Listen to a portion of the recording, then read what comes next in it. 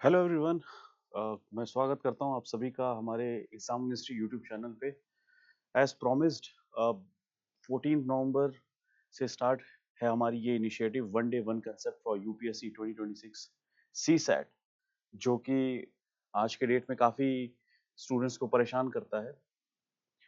कोशिश करेंगे one day one concept के माध्यम से आपको आपका जो ये सी सैट है उसका जो फियर है उसको ख़त्म करने के लिए छोटे छोटे कंसेप्ट्स को लेंगे, ट्रिक्स की बात करेंगे जिससे कि कम समय में क्वेश्चंस को सॉल्व किया जा सके। सो स्टार्ट करते हैं आज का पहला कंसेप्ट। आज का सबसे पहला जो कंसेप्ट है वो बेसिक न्यूमरेसी पे डिपेंड करता है। और अगर आपने इस सिलेबस को देखा होगा यूपीएससी के सी सेट के सिलेबस को, तो बहुत ही प्रिसाइसली मेंशन है वहां पे कि क्लास 10 तक के लेवल का ही पूछता है यूपीएससी। ठीक है कि उसमें सबसे पहला टॉपिक क्या आता है? नंबर्स। नंबर्स की बात करें, नंबर्स में नंबर सिस्टम है, डिविजिबिलिटी रूल्स है, एचसीएफ एलसीएम है, सर्ट्स एंड इंडिसेस है। अच्छा, अब ये जितने भी टॉपिक्स हैं, इस टॉपिक को यूज करके क्वेश्चंस फ्रेम किए जाते हैं। कभी भी आपको मतलब अगर आपकी किस्मत अच्छी है तो यूपीएससी डायरेक्ट क्वेश्चन भी पूछ लेता है, बट जनरली इन टॉपिक्स को यूज करके, इन टॉपिक्स के कॉम्बिनेशन को यूज करके जनरली सी सेट के क्वेश्चंस पूछे जाते हैं। तो इसलिए ये जरूरी हो जाता है कि इन टॉपिक्स की जो बेसिक अंडरस्टैंडिंग है वो भी आपको समझ में आए। ठीक है, इन सबसे ये जो टॉपिक्स हैं, जो पर्टिकुलर एज अ टॉपिक है नंबर सिस्टम। आपने क्लास 10th में बॉडमास एक रूल पढ़ा होगा।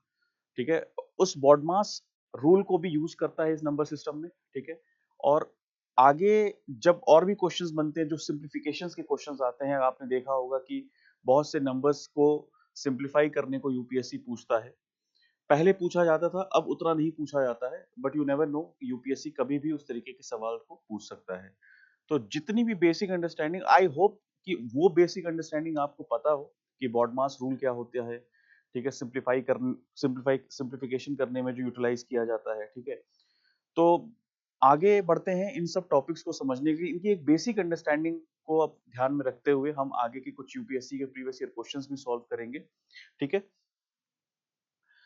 तो अगर हम टाइप्स ऑफ नंबर्स की बात करें, टाइप्स ऑफ नंबर्स में सबसे पहला नंबर है नेचुरल नंबर्स। नेचुरल नंबर्स किसे कहा जाता है? जो काउंटिंग नंबर्स होते हैं, they are called natural numbers, like 1 2 3 4 5, they are naturally there in our number systems. ठीक है, उसके बाद आता है हमारा होल नंबर। होल नंबर जिसमें नेचुरल नंबर में, अगर जिस भी नंबर में जो भी नेचुरल नंबर है, लेट्स से 1 2 या 3, उसमें अगर हम जीरो इंक्लूड कर देते हैं तो वो नंबर हमारा होल नंबर में कन्वर्ट हो जाता है। अब हम इंटीजर्स की अगर बात करें, तो इंटीजर्स वो नंबर्स होते हैं जिस नंबर्स के आगे पॉजिटिव या निगेटिव साइन इंक्लूड कर दो। लेट्स से अगर ये नंबर 1 2 3 है तो ये हो गया नेचुरल नंबर्स। अगर हम 0 1 2 3 इस तरीके से अगर लिखते हैं तो वो है होल नंबर। अगर हम 0 -1 +1 -2 +2 अगर लिखते हैं तो ये हो गया इंटीजर्स।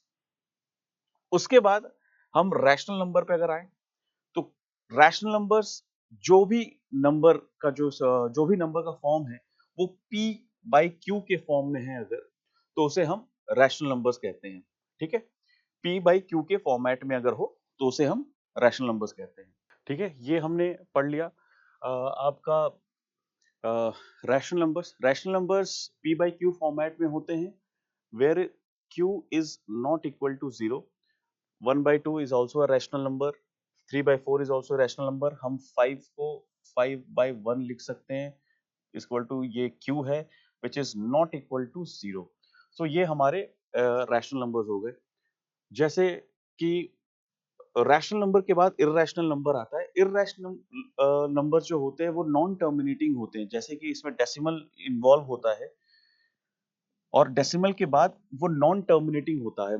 लेट्स से अगर हम पाई की भी वैल्यू ले 22/7, अगर आप इसको सॉल्व करोगे तो 3.8 141414 इस तरीके से आता रहेगा, ठीक है, उसका कोई एंड नहीं है, तो that is why it is called non terminating. उसी तरीके से अगर हम टाइप ऑफ नंबर्स में प्राइम नंबर्स में आते हैं, prime numbers are those numbers that are divisible by 1 either by itself, जैसे कि 2 है, 2 1 से डिवाइड कर सकते हैं, या 2 से 2 जो नंबर है वो खुद से हो सकता है। Similarly it is for 3 5 7।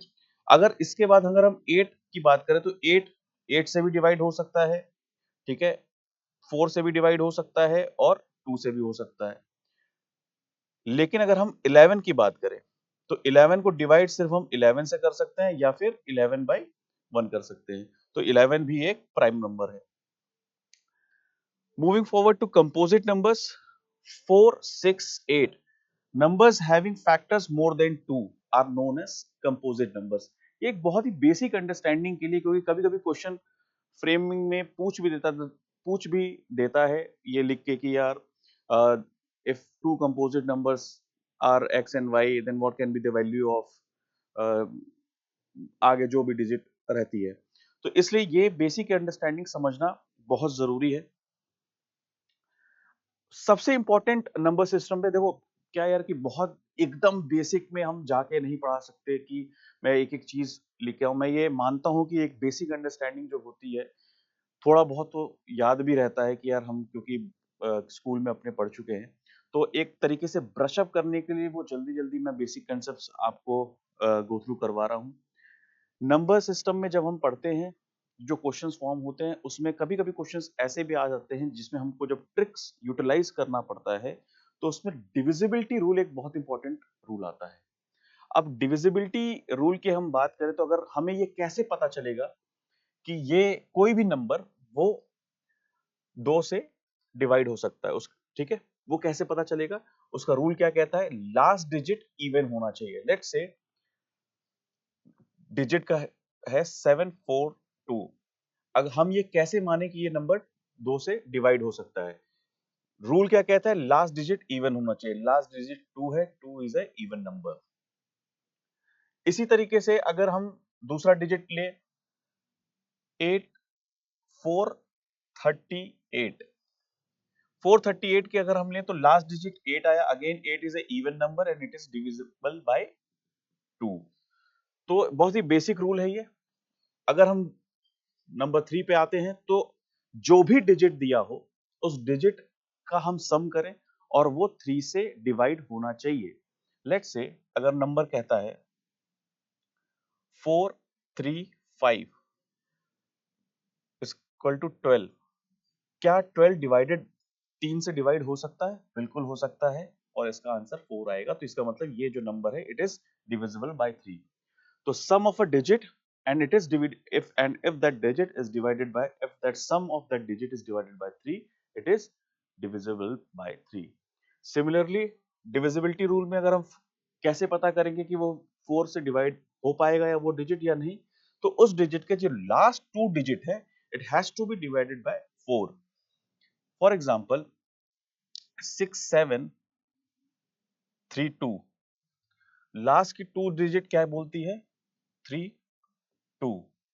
3 2 क्या वो 4 से डिवाइडेड है? डिवाइड किया जा सकता है, बिल्कुल किया जा सकता है। 8, दिस दैट मीन्स कि ये जो डिजिट है वो 4 की डिविजिबिलिटी रूल को फुलफिल कर रहा है। अगर हमें पहचानना हो कि क्या वो नंबर 5 से डिवाइड किया जा सकता है, तो जो भी वैल्यू हो उस वैल्यू की लास्ट डिजिट या तो 0 हो या तो 5 हो, तो ये मुमकिन है कि वो 5 से डिवाइड किया जा सकता है।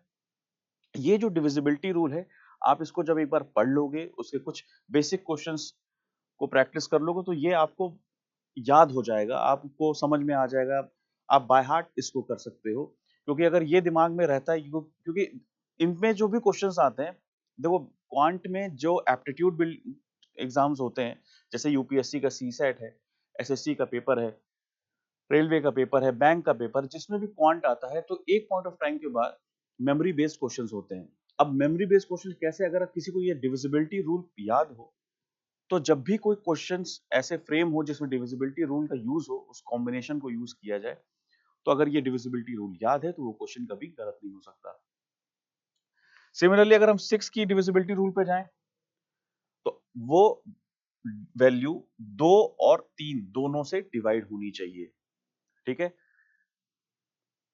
2 से अगर है तो लास्ट डिजिट इवन होनी चाहिए, 3 से है तो sum of digit should be divided by 3। जो सम ऑफ डिजिट है उस वो 3 से अच्छे से डिवाइड हो जाए, मतलब उसकी डिविजिबिलिटी तभी मानी जाएगी कि उस वैल्यू की कि वो 3 से डिवाइड हो सकता है। 4 की बात करें तो 4 में उस जो भी डिजिट है उसकी लास्ट की वैल्यू, लास्ट 2 डिजिट जो भी होगा, अगर वो 4 से इजीली डिवाइड हो रहा है तो डिविजिबिलिटी रूल वो फुलफिल कर रहा है 4 का। सिमिलरली अगर 5 की बात करें, नंबर 5 की, तो जो भी डिजिट है, जो भी वैल्यू उसकी लास्ट डिजिट अगर 0 है या फिर 5 है तो 5 के रूल को वो फुलफिल कर रहा है। अगर 6 पे आते हैं, 6 का फैक्टर भी होता है 2 और 3, तो कोई अगर नंबर है वो 2 से भी डिवाइड हो सकता है, 3 से भी डिवाइड हो सकता है, इसका मतलब वो 6 की जो डिविजिबिलिटी रूल है उसको फुलफिल कर रहा है। दूसरा नंबर आता है 8। 8 में हमें किसी भी वैल्यू की लास्ट की 3 डिजिट देखनी होती है। अगर वो 3 डिजिट 8 से डिवाइड हो रही है पूरी की पूरी, रिमाइंडर 0 आ रहा है, इसका मतलब वो डिविजिबिलिटी रूल 8 को फुलफिल कर रहा है। अगर हम 9 को आए तो ये चीज एक कॉमन देखना, 9 और 3 का एक कॉमन फैक्टर ये है, ठीक है, कि sum of digit divided by 9। अगर हमें ये चेक करना है कि ये वैल्यू 9 से डिवाइड हो सकती है नहीं, तो उस वैल्यू को उस वैल्यू में जितने भी डिजिट्स हैं उसको ऐड करेंगे हम। ऐड करने के बाद अगर हम देखते हैं कि वो 9 से डिवाइड हो रहा है तो डिविजिबिलिटी रूल 9 की वो फुलफिल कर रहा है। अगर हम 11 की बात करें तो 11 में थोड़ा सा यूनिक एक तरीके से रूल कहता है। लेट्स से 5 6 7 9 8, इसमें कहता है कि sum of odd minus even positions divided by 11, it should be divided by 11। ये ऑड है, ये इवन है, ये ऑड है, ये इवन है, ये ऑड है। कैसे? फर्स्ट 3 5, अब इसका ऑड का हम सम कर ले, 7 प्लस 5 12 20, माइनस इवन की जो पोजीशन है दो ही है, 9 9 और 6, 9 और 6 15, 5 it is not easily divided by 11, so ये डिविजिबिलिटी रूल ये नंबर फुलफिल नहीं कर रहा है। तो कंसेप्ट क्या कहता है कि जो भी वैल्यू है उसकी जो ऑड नंबर्स पे प्लेस्ड है और जो इवन नंबर्स पे प्लेस हैं उनको ऐड करके उनका जो बीच का डिफरेंस, अगर वो नंबर 11 से डिवाइड होता है तो वो डिविजिबिलिटी रूल को फुलफिल करता है। ठीक है, आगे बढ़ते हैं इसमें। आगे जैसे कि डिविजिबिलिटी जो टॉपिक्स मैंने दिखाया था, डिविजिबिलिटी रूल के बाद एचसीएफ और एलसीएम नंबर सिस्टम में बहुत ही इंपॉर्टेंट कंसेप्ट है।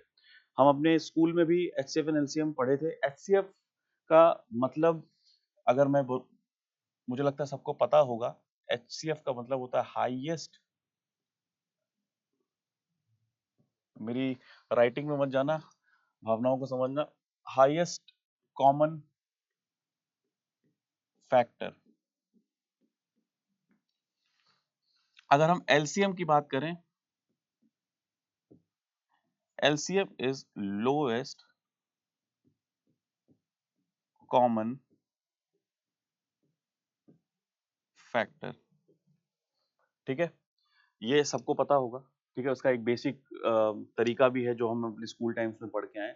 उसके कुछ ये इंपॉर्टेंट रूल्स हैं। ठीक है, सबसे पहला इंपॉर्टेंट रूल क्या कहता है? HCF of two number into LCM of two numbers is equal to product of two number, which means HCF AB इन दो नंबर का HCF मल्टीप्लाई बाय दो नंबर का, जो दो नंबर है, जो डिजिट है उसका LCM will always be the product of the particular two number। ठीक है,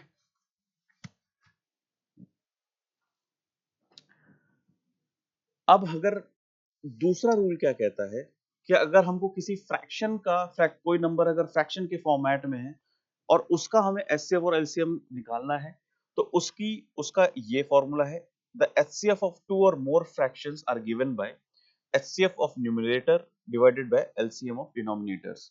ठीक है, स्पेलिंग गलत है यहाँ पे।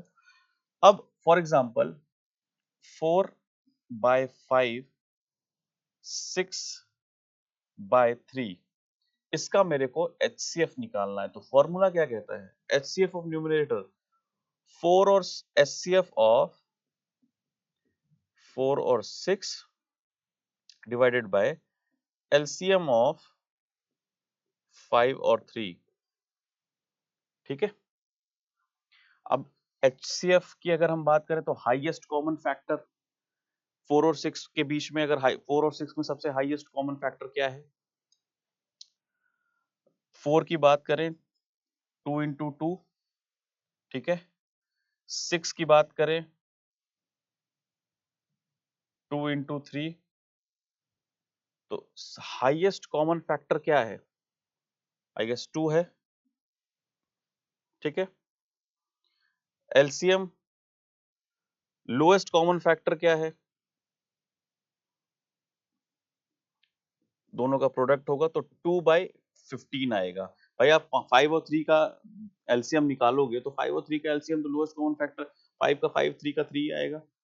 इसका एक रूल, मतलब एक शॉर्ट ट्रिक्स में अगर हम एचसीएफ एलसीएम में पढ़े तो आगे मैं इसको बताऊंगा भी। अगर इस तरीके के नंबर अगर आते हैं, जैसे 5 और 3 आ गया, 6 और 7 आ गया, तो जैसे ही आपको नंबर दिखे और एलसीएम की बात हो तो मैं आगे बताऊंगा कि किस तरीके से उसको हम, जैसे मैंने अभी इसको प्रोडक्ट करके निकाला वही उसका एलसीएम है, और इसको आप अपने बेसिक और कन्वेंशनल मेथड से भी जाएंगे तो वैसा ही वही आंसर आएगा। ठीक है,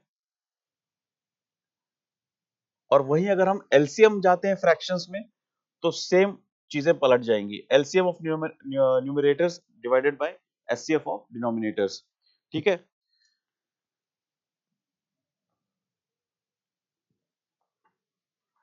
तीसरा रूल क्या कहता है कि if one number is a factor of another, the smaller number is the HCF of those two number. Example 16 और 32 है।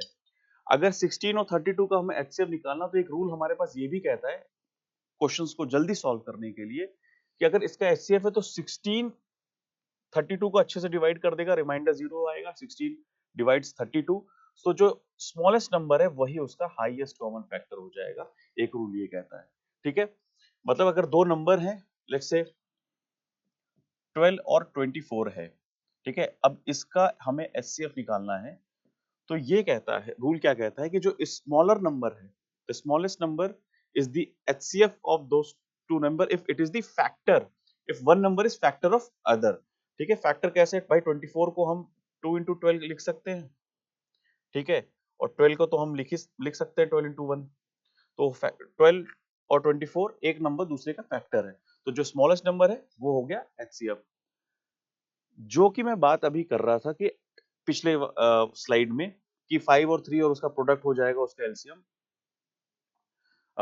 वो हम अभी ये एलसीएम के कंसेप्ट में पढ़ेंगे।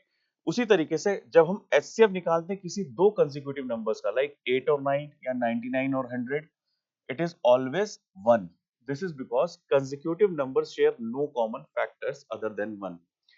Consecutive numbers कैसे हो गए? 2 और 3 हो गए, 3 और 4 हो गए, 4 और 5 हो गए। ये कंसेक्यूटिव नंबर्स हो गए। ठीक है, तो इनका अगर एचसीएफ होगा तो वो हमेशा 1 ही आएगा। बहुत बेसिक सा रूल है। ठीक है, आगे बढ़ते हैं। अगर हम कुछ और ट्रिक्स की बात करें एचसीएफ में तो सबसे पहला कहता है the greatest number that divides with a remainder. कभी कभी हम रिमाइंडर कंसेप्ट में इस तरीके के क्वेश्चंस भी देखते हैं कि when a number divides a b and c leaving a remainder r, the HCF of the number is obtained by subtracting the remainder from each number। ठीक है, ये जो रूल है, ये जो कंसेप्ट है, इस पे डायरेक्टली क्वेश्चन यूपीएससी पूछता है। ठीक है, अब तीन जो नंबर है हमारे पास a b c, उस वो नंबर जब डिवाइड होता है, वो एक नंबर डिवाइड होने के बाद रिमाइंडर उसका आता है r। अगर हमको एचसीएफ निकालना है इन नंबर्स का तो उसका फॉर्मूला होगा remainder r equal to the greatest number, क्योंकि हमें ग्रेटेस्ट नंबर निकालना है उसका कि, तो जो ग्रेटेस्ट नंबर का जो फॉर्मूला है, द ग्रेटेस्ट नंबर जो उससे आप फॉर्मूले से निकाल सकते हैं वो ये है कि remainder equal to HCF a minus remainder b minus remainder c minus remainder. ये एक फॉर्मूला है। यूपीएससी में रिमाइंडर कंसेप्ट पे इस तरीके के क्वेश्चन पूछे जाते हैं कि find the greatest number that divides with a remainder, ठीक है। और उसको हम इस फॉर्मूले से अगर हम सॉल्व करते हैं तो वो क्लियरली आ जाता है। दूसरा कंसेप्ट क्या करता है, greatest number dividing with different remainder. Greatest number dividing with different remainder, अगर डिवाइड्स विद अ रिमाइंडर एक कंसेप्ट है, और दूसरा कंसेप्ट है greatest number dividing with different remainder, ठीक है। यहां पे सिंगल रिमाइंडर आया था, लेकिन यहां पे क्या है, 3 डिफरेंट रिमाइंडर्स हैं, उसमें हमें ग्रेटेस्ट नंबर फाइंड करना है अगर, तो वो कैसे होगा। फॉर्मूला क्या कहता है, to find the greatest number that divides x y z leaving remainder a b c respectively, the greatest number is the HCF of x minus a, y minus b and z minus c, ठीक है। इन दोनों फॉर्मूले से आप इस तरह के questions को सॉल्व कर सकते हैं। दूसरा तो मैंने बता ही दिया था, HCF of two number using LCM है, अगर एक एक रूल है अगर, तो product of two number is always equal to the product of HCF and LCM. ये कंसेप्ट आपको याद करना है। देखो अभी कुछ इस क्लास में मैं आपको बेसिक कंसेप्ट बता रहा हूँ, आगे चल के इन्हीं कंसेप्ट को यूज करके हम क्वेश्चन सॉल्व करेंगे, जो कि बहुत ही सिंपल वे में सॉल्व हो जाएंगे, ठीक है।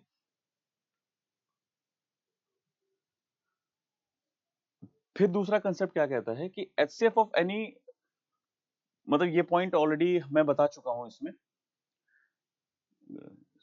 ठीक है। The HCF of two or more number greater than zero is always smaller than or equal to the smallest of the given number, ठीक है। एक कंसेप्ट ये भी कहता है कि HCF of two or more number greater than zero is always smaller than or equal to the smallest of the given numbers. HCF जैसे example ये बता रहा है कि एचसीएफ ऑफ थ्री नंबर्स है 24, 36 एंड 40, अगर कभी कोई दो या दो से ज्यादा नंबर है और अगर हम उसका एचसीएफ निकालते हैं, तो वो हमेशा जो उन नंबर्स में सबसे छोटा वाला नंबर होगा वही उसका एचसीएफ होगा, ठीक है। दूसरा रूल क्या कहता है, if one number is factor of another, ये भी बता चुके हैं, one number is factor of another the smaller number is the HCF of two number, ठीक है। अगर हम एचसीएफ की कंसेप्ट्स को हम समझ चुके हैं, फिर हम अगर एलसीएम के कंसेप्ट्स पे आते हैं, तो एलसीएम में एक कंसेप्ट ये क्या कहता है कि if given two numbers are coprime, ठीक है, को प्राइम नंबर्स हैं, ठीक है। एचसीएफ में कंसेक्यूटिव नंबर्स थे, यहाँ पे को प्राइम नंबर्स हैं जिनके common factors not having a prime factor in common, तो LCM is the multiplication of two number, for example 6 into 7। Co prime numbers हैं but not having any prime factor common, इन दोनों के आप prime factor करोगे तो कुछ भी कॉमन नहीं निकलेगा। अगर ऐसे कोई नंबर्स आते हैं तो ऑब्वियसली एलसीएम उनका प्रोडक्ट होगा। दूसरा कंसेप्ट एलसीएम में क्या कहता है, if one number is divisible by another number, the LCM is equal to the larger number. For example ये दो नंबर है, इन दोनों में हमें एलसीएम निकालना है, तो हमेशा जो इन दोनों में जो लार्जेस्ट नंबर होगा वो एलसीएम होगा, only if one number is divisible by another, ये हमें ध्यान में रखना है, ठीक है। उसी तरीके से लेट्स से जैसे 6 and 24 है, उसी तरीके से अगर 12 और 36 है तो आपका एलसीएम 36 होगा, ठीक है, क्योंकि बहुत इजीली एक नंबर दूसरे नंबर से डिविजिबल है, ठीक है। तीसरा कंसेप्ट क्या कहता है, if two given numbers are different powers of a common number, simply जिसको हम प्राइम फैक्टर वाला एक ट्रिक कहते हैं, जिस प्राइम फैक्टराइजेशन ट्रिक कहते हैं, जिससे कि एलसीएम निकाला जा सकता है, similar larger one is our result. For example अगर 32 और 64 are both powers of 2, our result is 64। ये आप कंसेप्ट समझ में आया, मतलब लेट्स से जैसे 2 की पावर 2 इज 4, 2 की पावर 3 इज 8, ठीक है। अगर आपके पास एलसीएम हो 4 और 8 का, तो जो सबसे बड़ा वाला नंबर है वही उसका एलसीएम होगा, लोएस्ट कॉमन मल्टीपल। ठीक है, ये समझ में आ गया कि मतलब कोई एक सिमिलरली अगर हम कोई ऐसा नंबर है जैसे 3 की पावर 2 अगर करें तो 9 आता है, 3 की पावर अगर 3 करें तो 27 आता है। अगर इन दोनों का एलसीएम है तो हमारा एलसीएम हमेशा तो जो लार्जर नंबर है 27 वो आएगा। तो इसमें किसका ये नंबर किस कॉमन नंबर, ये दोनों नंबर जो हैं ये किस कॉमन नंबर के पावर्स हैं? 3 के। सिमिलरली 4 और 8 2 के। तो इस केस में जो लार्जर नंबर है वो आपका एलसीएम है।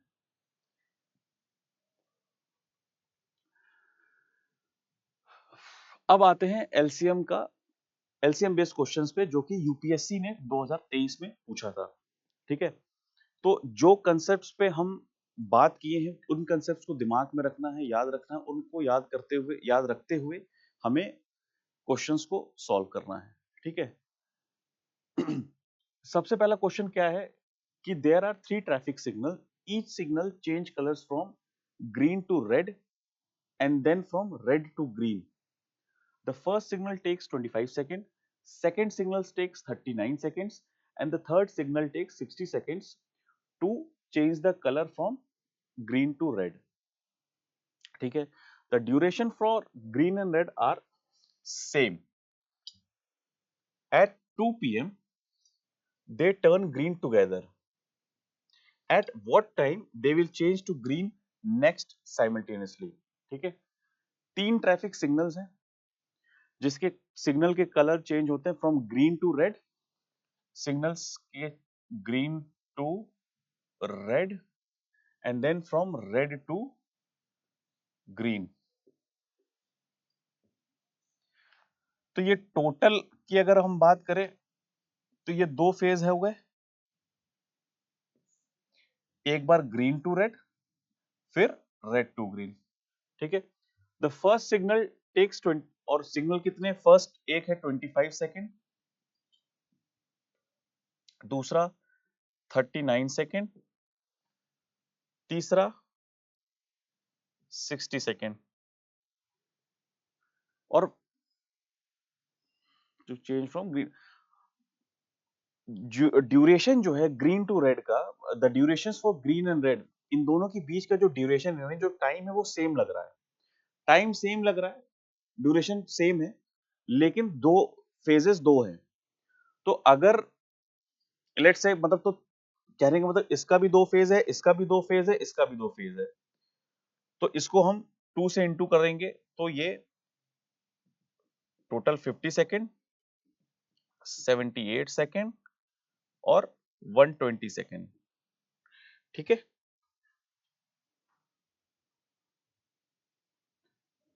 समझ में आया कि इसको हमने 2 से क्यों इंटू किया, क्योंकि हर सिग्नल के 2 फेज हैं।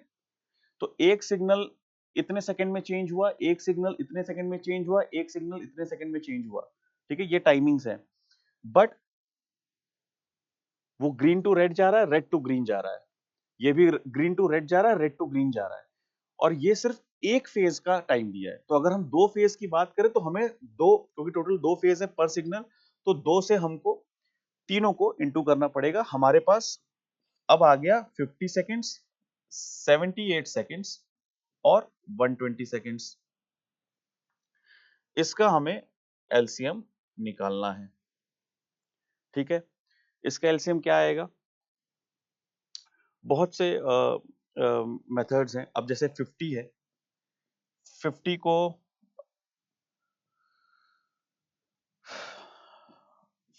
50 है, 50 को हम कैसे लिख सकते हैं? 5 की पावर 2 इंटू 2। 78 है, 78 को हम 13 इंटू 2 इंटू 3 लिख सकते हैं।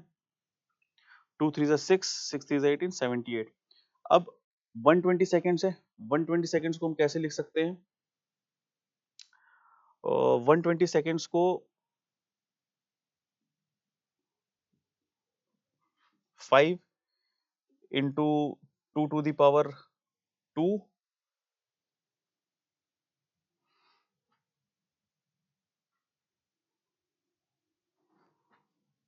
इंटू 3 इंटू 2, यानी 3 2 6 और ये 5 4 20, ठीक है, तो 120 आ गया। तो अगर हम इसको ये भी लिख सकते हैं 5 इंटू 2 की पावर 3 इंटू 3, ठीक है। अब जो इसका एक रूल कहता है एलसीएम का, वो क्या कहता है कि लोएस्ट कॉमन मल्टीपल हमें निकालना है इसमें, ठीक है। अब हमें ये प्राइम फैक्टराइजेशन वाले मेथड में ये कहता है कि जो जो जो डिजिट है, जिसका जो यूनिक डिजिट है, उसका जो हाईएस्ट पावर है वो हमें यूज करना है। 5 का हमारे पास सबसे बड़ा पावर है 2, ठीक है। 2 का सबसे बड़ा पावर हमारे पास क्या है? 3 है। 3 का क्या है हमारे पास सबसे बड़ा पावर?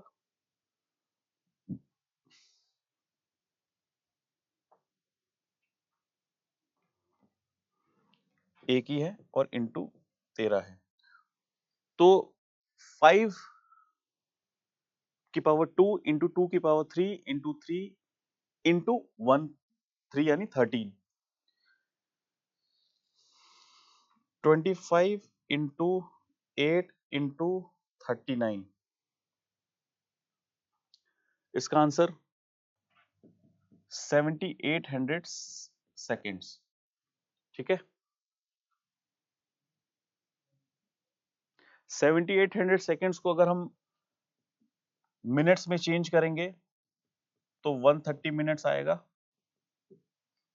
क्योंकि अगर आप 7800 को 60 से अगर वो करोगे तो 130 मिनट्स आएगा। 130 मिनट्स मतलब 2 आवर 10 मिनट्स।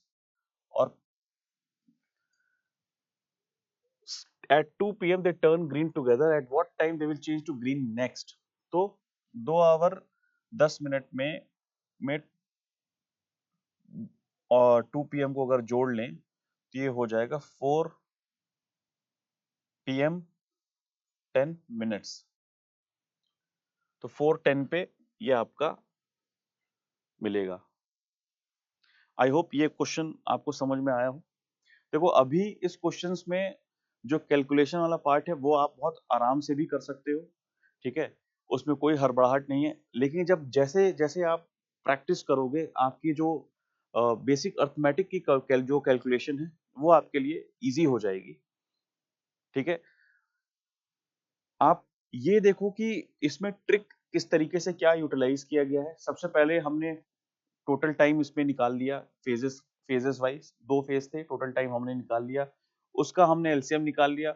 आप बेसिक एलसीएम, जैसे ये एक एलसीएम का जो तरीका होता है 50, 78 और 120, ऐसे निकालना चाहो ऐसे भी निकाल लो। मैंने प्राइम फैक्टराइजेशन के मेथड से निकाला, जिसमें जो जिसकी जो वैल्यू की हाईएस्ट पावर होती है सारे डिजिट की, उसको हम यूज करते हैं।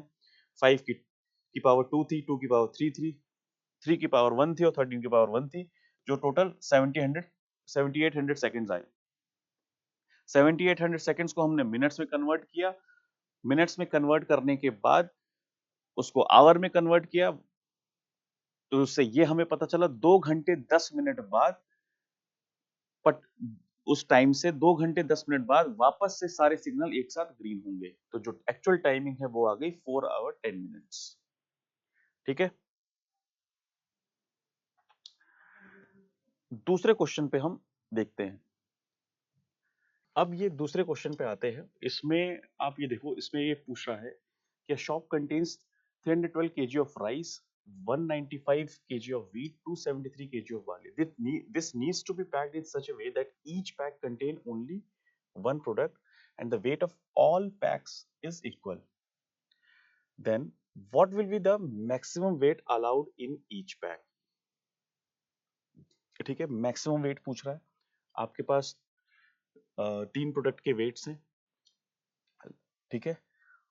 तो एक इस क्वेश्चन को अगर हम देखें एचसीएफ एलसीएम के फॉर्मेट में, तो ग्रेटेस्ट कॉमन डिवाइजर की एक एक कंसेप्ट है। ग्रेटेस्ट कॉमन डिवाइजर वही जो होगा, ऐसा नंबर जो कि सबसे मैक्सिमम वेट उसका, ऐसा नंबर जो इन तीनों को इजीली डिवाइड कर दे।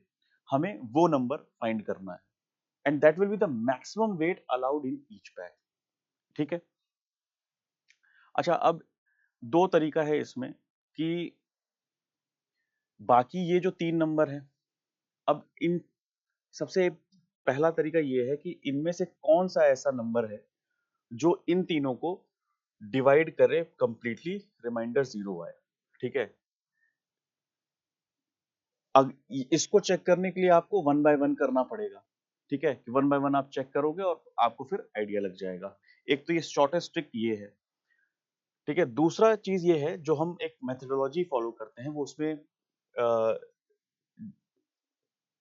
इस मेथड में मेथोडोलॉजी फॉलो जो करते हैं हम इस कंसेप्ट में, वो ये है कि हम पहले 312 का प्राइम फैक्टर निकालेंगे, 195 का प्राइम फैक्टर निकालेंगे और 273 का प्राइम फैक्टर निकालेंगे। ठीक है? 312 का अगर हम प्राइम फैक्टर ले तो क्या क्या आ सकता है? ठीक है? 312 का अगर हम प्राइम फैक्टर ले तो ये आएगा 2 इंटू 78, जिसको हम फर्दर लिख सकते हैं 2 इंटू 39। 195 को लिख सकते हैं 5 इंटू 3 इंटू 13। 273 को लिख सकते हैं 3 इंटू 7 इंटू 13। ठीक है?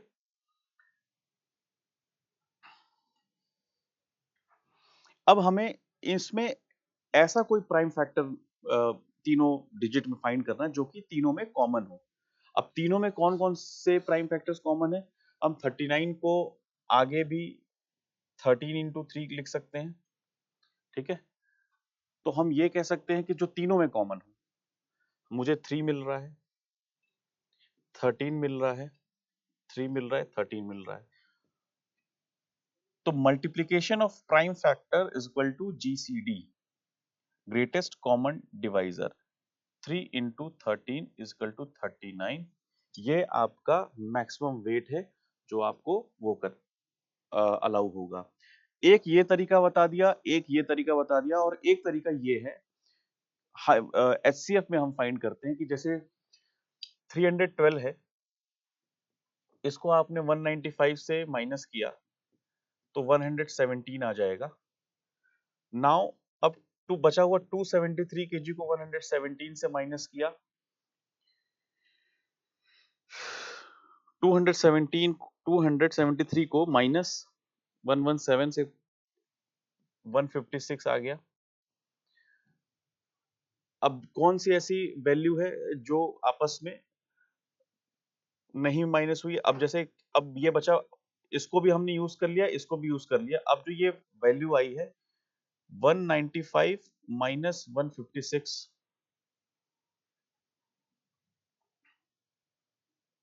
इज इक्वल टू 39, या फिर 156 माइनस 1117, अगर हम इसको इससे माइनस करेंगे तब भी 39 आएगा। ठीक है? तो इस तरीके से आप इसको सॉल्व कर सकते हैं। यार, एक सीसैट के क्वेश्चन में कई सवाल मतलब कई तरीके होते हैं उसको सॉल्व करने के लिए। मुझे लगता है ये जो 3 टेक्निक बताई है, इसको आप प्रैक्टिस करोगे कुछ क्वेश्चंस को सॉल्व करने के लिए। कुछ कोई डाउट अगर आता है तो आप उसको पूछना। मैंने कोशिश की है कि जो कंसेप्ट मुझे समझ में आते हैं, जो शॉर्ट ट्रिक्स मुझे समझ में आते हैं, मैं इसको अपने वे में सॉल्व करके आपको आंसर बताने की कोशिश करूं। दूसरे वीडियो में हम मिलेंगे एक नए कंसेप्ट के साथ, नंबर सिस्टम का, जिसमें एक रिमाइंडर कंसेप्ट आता है, जिसके और भी एक कुछ कंसेप्ट्स हैं, जिसमें एक्सपोनेंशियल एंड पावर्स वाले जो क्वेश्चंस आते हैं वो भी पूछते हैं। ठीक है? तो वो सब कंसेप्ट्स हम और वीडियोस हम लेके आएंगे दूसरे वीडियो में। ये जो हमारा इनिशिएटिव है, वन डे वन कंसेप्ट, आप धीरे धीरे ये पाओगे कि बेसिक जो जितने भी बेसिक फॉर्मूलाज या बेसिक जितने कंसेप्ट्स हैं, उसको हम सबसे पहले उसको हम समझेंगे। उसको समझने पे, उसके बेसिस पे अगर कोई यूपीएससी का सवाल आया है उसको हम सॉल्व करेंगे। देन हम टॉपिक वाइज जो सबसे शॉर्टेस्ट ट्रिक है सॉल्व करने का, उसके थ्रू हम धीरे धीरे आगे बढ़ेंगे। Concept, trick, previous year question, इस फॉर्मेट में हम आगे बढ़ेंगे। जैसा कि मैंने बताया कि पावर्स में और एक्सपोनेंट्स में कुछ फॉर्मूलाज और कुछ रूल्स हैं। ये सारे ऐसे रूल्स हैं जो हमें ध्यान रखने हैं क्वेश्चंस को सॉल्व करने में, ठीक है। अगर फॉर्मूला रूल नंबर ये कहता है कि n to the power a into n to the power b, तो means n to the power a plus b हो जाता है। अगर प्रोडक्ट के फॉर्म में है तो पावर्स में एडिशन हो जाता है। अगर डिवीजन के फॉर्मेट में है तो पावर्स में माइनस आ जाएगा। अगर n to the power a to the power b है तो n to the power a into b product के फॉर्मेट में आ जाएगा। अगर निगेटिव इंटीजर्स है तो n to the power minus a है तो माइनस a मतलब 1 by n to the power a आ जाएगा। रूल नंबर 5 क्या कहता है कि अगर n की पावर 0 है तो इसका मतलब 1 है। जब भी कोई किसी भी क्वेश्चंस में या किसी भी क्वेश्चंस में अगर आप देखते हो कि 5 की पावर 0 दिया है तो उसका वैल्यू 1 होगा। ये रूल आपने याद रखने हैं। इस रूल को याद करके आप आगे के पावर्स और एक्सपोनेंट्स के क्वेश्चंस को सॉल्व कर सकते हो।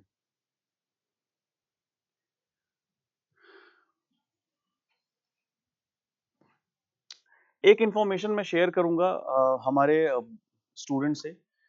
एग्जाम मिनिस्ट्री का जो स्टेट पीसीएस वर्टिकल है वो आरएएस मॉक इंटरव्यू लेके आया है। जैसा कि आप हमारे स्टेट पीसीएस के चैनल में, exam ministry for state PCS के चैनल में अगर आपने देखा होगा तो उसमें आपको हमारे साथ इस समय जो कंटेंट हेड है दीपक यादव जी, उनकी रैंक आई है 129। वो हमारे आने वाले जो रैंकर्स हैं जो आरएएस में सिलेक्ट होंगे उनकी इंटरव्यू में हेल्प करने के लिए वो भी एक इंडिविजुअल डेव सेशंस लेंगे, डिस्कशन करेंगे कि इंटरव्यू में किस तरीके से चीजें सवाल पूछे जाते हैं, किस तरीके से आपको जवाब देना है। साथ ही साथ जो हमारा पैनल है मॉक इंटरव्यू के लिए वो आपके सामने है। आप इस क्यूआर कोड के थ्रू रजिस्टर कर सकते हैं। आप हमारी वेबसाइट पे भी विजिट करेंगे तो वहां पे भी आपको रजिस्ट्रेशन लिंक मिलेगा। रजिस्ट्रेशन करने के लिए कोई भी जानकारी चाहिए होगी तो आप इस नंबर पे कांटेक्ट कर सकते हैं। आप रजिस्टर करिए। जितने भी बच्चे जो आरएएस के इंटरव्यू देने वाले हैं उनसे मैं ये कहूंगा कि इसको रजिस्टर करिए। जो पैनलिस्ट है बहुत एक्सपीरियंस पैनलिस्ट है, बहुत अच्छी पैनलिस्ट है। आपको आगे आपके आरएएस मॉक इंटरव्यू, आरएएस का रियल इंटरव्यू के लिए गाइड करेंगे वो। जो एग्जाम में पैनलिस्ट जो क्वेश्चन पूछेंगे जिस तरीके से आपको आंसर करना है, आपके आंसर की आर्टिकुलेशन में आपकी हेल्प करेंगे। आई थिंक इंटरव्यू में सबसे ज्यादा वही इम्पोर्टेंट होता है कि आप अपने आंसर्स को किस तरीके से कम्युनिकेट करो ताकि वो पैनलिस्ट को समझ में आए। तो आई होप आपको इससे बहुत हेल्प मिलेगी। और जो बच्चे जो सीसैट का क्लास देख रहे हैं उसमें कुछ भी कंफ्यूजन आता है, कुछ भी ऐसी जगह जहां पे आपको कोई कंफ्यूजन लग रहा हो, कुछ भी डाउट आ रहा हो, तो डेफिनेटली कमेंट सेक्शन में पूछें। इसी तरीके से डेली हम एक ना एक कंसेप्ट और एक ना एक वीडियो लेके आएंगे और कोशिश करेंगे सीसैट को आपके लिए इजी बनाएं। Till then keep watching. Thank you so much.